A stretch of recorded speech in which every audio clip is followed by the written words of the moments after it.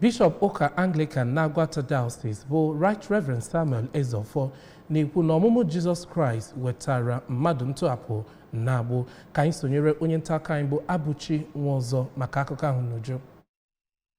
Ọ na-ekwu okwuchukwu na ụlọụka nke Cathedral Church of St. John dị n'Ekwulọbịa iji wee merube emume ekeresimesi. Ya bụ nnukwu ụkọchukwu gwara ndị na-eje ụka ka ha nabata Jizọs n'ihe niile ha na-eme ka ha wee nwee ike wepụ onwe ha n'agbụ nke ekwensu kere ha. Ọ gwakwazịrị ha ka ha sepụ aka n'ihe ọbụla ga-eme ka ha mebezie ekeresimesi n'ụzọ na-adịghị mma. Ọ gara n'ihu wee kọwaa ọmụmụ Jizọs Kraịst bụ onye a na-eme emume ya dịka ihe omimi ma bụrụkwazịa ọlụ ịtụnanya n'ebe ndị na-eje ụka nọ, ma gwakwa ndị mmadụ ka ha gaa n'ihu na-ekwupụta ọlụ ebube Chineke na-arụ n'ime ndụ ha ma sepụ aka n'ịna eti mmụọ mgbe a na-eme emume Krismas. N'okwu ya, onye bụ Archdeacon na ya bụ Archdeaconry bụ Venerable Ifeanyị Chukwu Ogbueli gwara ndị na-eje ụka, ọkachasị ndị isi ụka, ka ha tinye nkụzi Krismas n'ọlụ ma werekwazie ya na-akụziri ndị na-abịa ụka ihe mgbe ọbụla, ma ọkachasị n'ebe ọ gbasara ịdị umeala bụ ihe eji mara Jizọs Kraịst, ya nakwazi mmadụ ịhụ mmadụ ibe ya n'anya